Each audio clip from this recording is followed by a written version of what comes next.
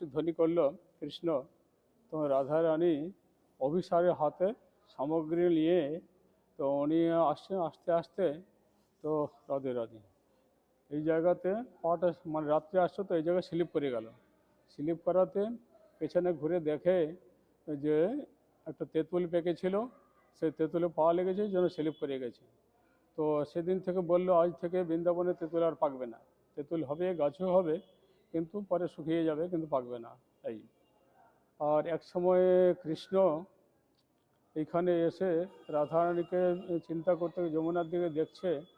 তো হঠাৎ করে রাধারানী যে অর্থাৎ কলিযুগে যে চৈতন্য মহাপ্রভু হবে, সে রাধারানীর যে তিনটা বিশেষ কারণ ছিল, তার জন্য চৈতন্য মহাপ্রভু এসেছে। রাধা প্রণয় মহিমা কীদৃশ বানাইবা, তাতে যে রাধারানী যে তো কী তত্ত্ব, আর কৃষ্ণ বা কী তত্ত্ব, এবং কৃষ্ণের সেবা করে রাধারানীকে যে কী সুখ প্রাপ্ত হতো, তার জন্য ভগবান এইসব চিন্তা করতে করতে রাধারানী যে কৃষ্ণ তো কালো কিন্তু গৌর হয়ে গেল এইভাবেই। আর কলিযুগে চৈতন্য মহাপ্রভু এসেছিল, একইবার এসছে বৃন্দাবনে। এখান থেকে প্রায় 4 কিলোমিটার দূর অক্রুর ঘাট, যেখানে অক্রুর যমুনাতে স্নান করেছিল। তো ওইখানে থাকতেন। ওখান থেকে সকালে চলে আসতো, এসে এইখানে ইমলি যে মানে তেঁতুল বৃক্ষটা বাঁধানো ছিল, সেই বাঁধানো ওখানে বসে যমুনার দিকে দেখতো আর হরিনাম করতো। ওইখানে লেখা আছে, ভক্তি রত্নাকরের কথা লেখা আছে। ওই যে 5500 বছরের পূর্বের কথা আর এখন করার কথা। রাতে বৃন্দাবনে করিল চিরঘাটের স্নান, তেঁতুল তলাতে আসিয়া করিল বিশ্রাম। কৃষ্ণ লীলা কালের এই বৃক্ষ পুরাতন, তার তলে পিড়ি বান্ধা পরম চিক্কন। নিকটে যমুনা বহে শীতল সমীর, বৃন্দাবনে শোভা দেখে যমুনার নীর।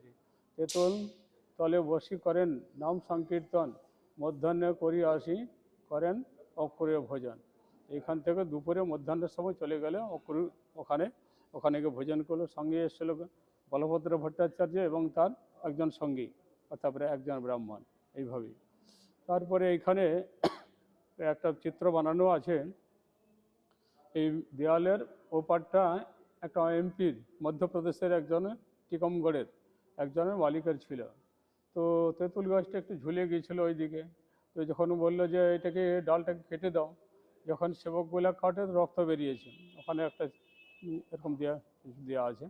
তো এইভাবেই এখানে অপ্রাকৃত জগতের সব বস্তু, এখনও অপ্রাকৃত জগতের বস্তুগুলিকে যদি দেখতে হয়, এই জড় নেত্রের দ্বারা, জড় জ্ঞানের দ্বারা এগুলো জানতে পারা যায় না। অপ্রাকৃত অনেক গুরু বৈষ্ণবের যদি কৃপা হয়, তার মাধ্যম দিয়ে সেগুলো জানতে পারা যায়। যত বৃক্ষ আছে, যা মনুষ্য, যা কিছু আছে, সব ভগবানের সেবক বলে শ্রদ্ধার পেতে তার যদি দর্শন করে, তবে তার ব্রজধাম দর্শন ও বৃন্দাবন দর্শন হয়। আর না হয় কি হয়, ওই যেমন আমার গ্রামেতে যা আছে গাছপালা মানুষগুলা চোর ডাকাত, তো এখানেও সেইগুলি আছে, তাহলে বৃন্দাবন দর্শন হয় না। অপ্রাকৃত নয়নে প্রথমে দীক্ষা গ্রহণ করতে হয় গুরু বৈষ্ণবের কাছ থেকে, তবে এইগুলি ধীরে ধীরে ধীরে ধীরে স্ফূর্তিপ্রাপ্ত হয়, তখন বুঝতে পারা যায়। তাহলে সব ওই প্রাকৃত বলেই সেইভাবে চলবে, এইভাবেই। আরও অনেক কথা এখানে বৃন্দাবনের যে কৃষ্ণ, ওই যে ওখানে আরও লেখা আছে শ্রীকৃষ্ণ লীলার কালের এইসব কথাগুলো, আর পড়েন বাংলাগুলো, এইভাবেই। এই জন্য প্রায় সকলে আসে এখানে, সিদ্ধপীঠ ইমলি তলা বলে।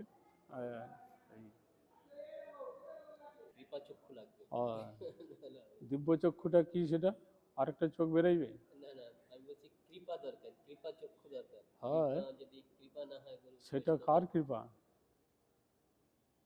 গুরু বৈষ্ণবের কৃপা, ভগবানের কৃপা সংযোগ হয়ে সেটা আপনার থেকে, জ্ঞান চক্ষু তাকে বলে, দিব্য চক্ষু বা জ্ঞান চক্ষু।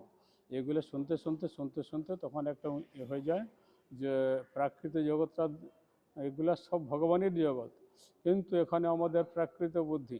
স্কুল কলেজ ইউনিভার্সিটি আমাদের প্রাকৃত বিদ্যা শেখানো হয়, কিন্তু এর দ্বারা আমাদের একটু অপ্রাকৃত জগৎকে স্পর্শ করা যায় না। শ্রী ভক্তরা সমৃদ্ধ সিন্ধুতে বলছে, অত শ্রীকৃষ্ণ নামাদি নভেদ গাজ্যম ইন্দ্রিয়ই সেবন মুখে জিব্বাদেব স্বয়ংবশ পুরত্তদ। এগুলা আমাদের পায়ের নখ থেকে মাথার চুল পর্যন্ত যে শরীরটি আছে, এর দ্বারা অপ্রাকৃত বস্তুকে স্পর্শ করতে পারে না। যদি সেবা করতে, গুরু বৈষ্ণবের মাধ্যমে সেবা করতে করতে সেগুলো আপনার থেকে প্রকাশিত হয়, তখন সে অপ্রাকৃত বস্তু সেবা করতে পারে। এইভাবেই আর কি বলি আছে, মনে করবে যে ভগবানের এরা সব সেবক, এইভাবে দেখতে হবে। তাদের চরণে না অপরাধ হয়ে যায়, সামর্থ্য থাকলে তাদের সেবা করতে। সেবাটা আবার এই না যে আমার মনে যা ইচ্ছা তাই সেবা করব, এটা না। তার কি ইচ্ছা সে জেনে তার সুখ বিধান করে, এইটা হচ্ছে সেবা।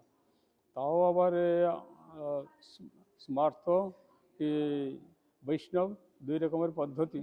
দুই পদ্ধতি, স্মার্থ বিচারে এরা হচ্ছে অন্ধ, এবং অপ্রাকৃত বিচারে যদি করে সেইটা সেবাটা সেবা বলে গৃহীত হয়। আর না হচ্ছে স্মার্ত বিচারে। এখন আস্তে আস্তে একটা লোক বলছে, একটা মেয়ে ছেলেকে বোঝাচ্ছে, বলে স্বামী বিবেকানন্দ বলে সে গরিব যে সেবাটা হচ্ছে ঈশ্বর সেবা। আমি বলার ছেলে গেল মূর্খ, তো সে কতগুলা গরিবকে ধনী করেছে। এটা যে যার কর্মফলে তো যে যার গরিব হয়েছে ধনী হয়েছে। কেউ কভু রাজা কভু প্রজা, কভু বিপ্রশূদ্র, কভু সুখী কভু দুঃখী, কভু কীট ক্ষুদ্র, কভু স্বর্গে কভু মর্তে নরকে বা কভু দেব কভু দৈত্য কভু দাত প্রভু। এইরূপ ব্রহ্মাণ্ড ভ্রমিত কোনো ভাগ্যবান জীব গুরু কৃষ্ণ প্রসাদ পায় ভক্তলতা বীজ। তো এগুলো নিজের কর্ম অনুসারে হচ্ছে। এখন একটা মানুষ গরিবের দুঃখ নিবৃত্তি করতে পারে? খিদে লাগছে তাকে খাবার দিল, কতদিন দিবে? তারপরে তার বস্ত্র নাই, বস্ত্র দিল, কতদিন দিতে পারবে? তার গরিব নিবৃত্তি করতে পারবে? এগুলো মূর্খ জগতে। এই যে স্বামী বিবেকানন্দ, এরা অপ্রাকৃত, এখনও যে রামকৃষ্ণ মিশনের লোকগুলি আছে বড় বড় শিক্ষিত, কিন্তু তাদের আমি খারাপ বলছি না, কিন্তু শাস্ত্র বিচারের কথা বলছি। এরা হচ্ছে আত্মতত্ত্বের ব্যাপারে একবারে অজ্ঞ, মূঢ়। এরা এরা আত্মতত্ত্বের ব্যাপারে কিছু জানে না। ওদেরও গীতা পড়ে, কিন্তু তার অর্থ অন্যরকম করবে। যদি জানতে পারতো গীতা বলছে যে একমাত্র জীব সেবা। জীব কথার অর্থ কি? স্থূল শরীরটা জীব না, সূক্ষ্ম শরীরটাও জীব না। এর ভেতরে যে আত্মা আছে, আত্মার সেবা করাটাই হচ্ছে প্রকৃত জীব। এরা তো আত্মার সম্বন্ধে কিছু বুঝেই না, মুখে বলে কিন্তু আত্মার সম্বন্ধে কিছু। এই জন্য তো একটা আত্মা আর একটা আত্মাকে ধরে খায় ওরা। এই জন্য ওদের এগুলো। আপনাদের ভাগ্য যে ইস্কনে বা গৌড়ীয় মঠে এসে আপনারা আশ্রিত হয়েছেন, পরে পরে এসব কথাগুলি জানতে পারবেন। তাহলে প্রাকৃতিক জগতের বিদ্যা, যেমন আমি একবার কোনো সব জায়গায় বক্তৃতায় বলেছিলাম যে ভারতের সর্বশ্রেষ্ঠ বিদ্বানকে রবীন্দ্রনাথ ঠাকুর আর ঈশ্বরচন্দ্র বিদ্যাসাগর, এরা দুইজন তো বিশেষ। কিন্তু আমি বলি এরা হচ্ছে মূর্খ, দুটো মূর্খ। কেন? এরা যেরকম যেরকম ক্লাসে গিয়ে সেরকম সেরকম উচ্চ ধরনের ভাষা প্রয়োগ করেছে। ভগবানকে বলেছে ঈশ্বর পরমাত্মা এইরকম ধরনের, কিন্তু ভগবান বলে ওরা স্বীকার করতে পারে, তার রূপও মানে না। যদি মানতো ওরা ভক্ত হয়ে যেত। এই জন্য একমাত্র পূর্ব স্বীকৃতি ছাড়া হয় না। পূর্ব স্বীকৃতি হলে সে একটা মূর্খ হলেও সেও ভগবানের সেবার অধিকার হতে পারে। কিন্তু বড় বড় বিদ্বান হলেই যে হতে পারবে তার কোনো কথা নেই। সকলেই হতে পারবে যদি ভগবানের কৃপা হয়। কৃপা মানে তার পূর্ব স্বীকৃতি থাকে, তাহলে হতে পারবে। এই জন্য যদি কৃষ্ণ ভজন করে সে সর্ববড় সর্বশিক্ষিত।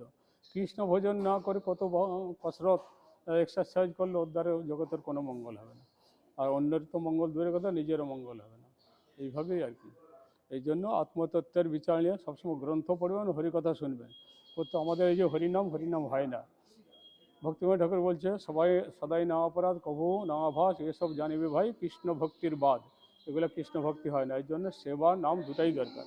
করতে করতে করতে ভগবান কখন জিহ্বাতে শুদ্ধ হরিনাম প্রকাশিত হবে ভগবানের কৃপাতে। এই জন্য দুটাই করার দরকার। এই জন্য মঠের সেবাও করতে বলে এবং হরিনামও করতে বলে। শুধু হরিনাম, অনেকগুলো মূর্খ আছে এসে চোখ বন্ধ করে হরিনাম করবে, হরিনাম সেবা টেবা করবে না। আরে আমরা সাধু হয়েছি সেবা করার জন্য না, গৃহস্থ সেবা করবো বলি, এটা ভুল কথা। সেবা করতে করতে গুরু বৈষ্ণবরা প্রসন্ন হবে, তখন ধীরে ধীরে নাম আমাদের প্রকাশিত হবে। যত আমরা হরিনাম নিয়েছি নাম হয় না, তো নাম নিলে তার লক্ষণ দেখা দিবে।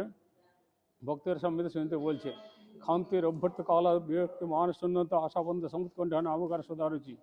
খান্তি দুঃখের কারণ হলেও দুঃখ হবে না সে, কারণ দুঃখটা কেন সে তো বুঝতে পারছে। টিট ফর টেট, ইংরেজিতে বলে না, টিট ফর টেট, যেরকম কর্ম সেরকম ফল। এখন দুঃখটা আমি পাচ্ছি কেন? পূর্ব দুঃখের কাজটা করে আসছি, তার জন্য আমি দুঃখ পাচ্ছি। এই জন্য দোষটা কাকে দিব? কারো দোষ না, এটা নিজেরই দোষ। এই জন্য দুঃখের কারণ হয়ে দুঃখী হয় না। শান্তি অভ্যর্থ কালত্ব, সব সময় 24 ঘন্টার মধ্যে 24 ঘন্টা তার ইচ্ছা হবে কি করে আমি ভগবানের সেবা করি, বৈষ্ণব সেবা করি, এটা তার কি ধামের সেবা করি, এই বুদ্ধিটা যেন থাকে। ও অভ্যর্থ কালত্ব বিরক্তি, কৃষ্ণ তার বিষয়ে আর অরুচি। কৃষ্ণ কি কৃষ্ণ সম্বন্ধীয় বস্তু সে ছাড়া অন্য অন্য জাগতিক বিষয়ে তার রুচি অত থাকবে না। এইভাবেই তার লক্ষণ দেখা দেবে যদি আমাদের নাম স্ফুরিত হয়। এইভাবেই কতগুলি নটা লক্ষণ এইভাবে দেখা দিবে। এই জন্য আপনারা ভাগ্যবান যে আসতে পেরে এরকম দীক্ষা গ্রহণ করে চলছেন। ইসকনের প্রচার আমাকে খুব ভালো লাগে। আমি অনেক জায়গায় পূজারিও ছিলাম, আহমেদাবাদে, সুরটে, চণ্ডীগড়ে, আরও অনেক জায়গায় ছিলাম। কিন্তু এখন যে কতগুলো নিয়ম করেছে এটা ঠিক না। অনেকের অসুবিধা হচ্ছে কি, ওই একটা হচ্ছে তৈরি করবে, যেমন নামহট্ট ইসকনের সর্বশ্রেষ্ঠ একটা ব্যবস্থা, এটা গৌড়ীয় মঠগুলোতেও নাই। যে নামহট্টটা নিত্যানন্দ প্রভু শুরু করেছিল, ভক্তিময় ঠাকুরও করেছিল, এটা খুব ভালো জিনিস। কিন্তু গৃহস্থরা লোকগুলোকে হরিকথা বলে তৈরি করবে। এই যে ইসকনের 4টা নিয়ম, বিশেষ 4টা না 5টা নিয়ম, 4টা নিয়মের কথা বলে, দুতং পানং স্থিরং সোনা যতরা ধর্ম চতুর্থ, 4টা। তো এগুলোকে তৈরি করে ওরা, ঠিক ভালো কথা, করে গুরুর কাছে আনতে হবে, গুরুই দিবে হরিনাম। এইটা হলে ভালো হয়। যে সে হরিনাম গেলে, গৃহস্থ গেলে হরিনাম, সে সঙ্গ করে বেড়াচ্ছে, তারা হরিনাম ধীরে দিচ্ছে, বলে অভ্যাস করো। এখন অভ্যাসে ওটা শিথিলতা হয়ে যায়। আরে তো গুরুত্ব দেয় না, যখন দেবে তখন নিষ্ঠা করে করবো। মালাটা এখানে সেখানে ফেলছে, যা ইচ্ছা করছে। এই জন্য তৈরি করুন, ভালো কথা। নামহট্ট নিয়ে গুরুর কাছে আনবেন, সে হরিনাম দেবে, সেটা ভালো। আবার একটা কথা, দীক্ষা 2 রকমের ইসকনের না, হরিনাম দীক্ষা, ব্রাহ্মণ দীক্ষা। তোমরা পরে আসছো তো এই জন্য তোমাদেরকে এরকম বলছে, কোনো শাস্ত্রতে নাই এ কথা। দীক্ষা একটাই, যেটা ব্যাসদেব রচনা করেছে, দিব্যঙ্গনং যদি যদ্দৎ উজ্জত পাপ সংখ্যম তস্মাদি খ্যাতি সাপ্রেক্তা দেশি কস্তত্ব কো বিদয়ী। বিদ্বৎ কথা অর্থ জানা, যিনি বিদ্বান তিনি বলছে দিব্যজ্ঞান প্রদান করে, মানে দীক্ষা প্রদান করে, পাপ বীজ অবিদ্যা সমূলে বিনাশ করে থাকে, তাকে বলে দীক্ষা। তো আপনারা তো অনেকে তো দীক্ষিত আছেন, কারো হরিনাম হয়েছে। আমি একটু জিজ্ঞেস করি যে পাপ বীজ অবিদ্যা, এই 3টা অর্থ কি? পাপ কাকে বলে? যে দীক্ষা নিয়েছেন বলে তো, পাপ কাকে বলে? পাপ পাপ আরে সোজা কথা। হ্যাঁ, আরে পাপটা কাকে বলে? একটা অন্যায় কাজ, যেমন চুরি করা, মিথ্যা কথা বলা, এগুলো পাপ। এইটা পাপটা উৎপত্তি কোথার থেকে হচ্ছে? পাপটা হবে তার আগে একটা কারণ আছে। পাপ বীজ থেকে পাপ হচ্ছে, বীজ না হলে গাছটা হবে কোথার থেকে? পাপ বীজ হচ্ছে পাপ বাসনা। প্রথমে আমি মনে মনে চিন্তা করলাম আমি এই কাজটা করব, কিন্তু বুদ্ধি আমার ভেতরে আছে, বুদ্ধি কিন্তু বাধা দিচ্ছে, মন কিন্তু বদমাস, বলে আরে করো। আর করবে তো ইন্দ্রিয়ের দ্বারা করতে হবে, 10টা ইন্দ্রিয় আছে, করতে হবে। এই জন্য ওকে বলে পাপ বীজ থেকে পাপ হয়। তারপরে হচ্ছে আর পাপ বীজটা কোথার থেকে উৎপত্তি? অবিদ্যার থেকে। অবিদ্যা মানে মায়া, এই মায়ার থেকেই পাপ বীজ থেকেই পাপ তৈরি হয়। এই জন্য এগুলো দীক্ষা নিলে তার আগে সব হরিকথাগুলো বলে তাকে তৈরি করবে, সেটা বেশি ভালো। তারপরে কারোর বশত কোনো দুর্ঘটনা ঘটে যায়, সেটা আলাদা কথা, এটা অত দোষের মধ্যে গ্রহণ করা হবে না। যেইভাবে হরিনাম করুন, আপনারা ভাগ্যবান। সদ্গুরু, যে শাস্ত্র সম্বন্ধে কিছু জ্ঞান থাকবে এসব। আর গুরু তাকে বলে মৃত্যুর থেকে যে বাঁচাইতে পারে, সে হচ্ছে প্রকৃত গুরু। মৃত্যু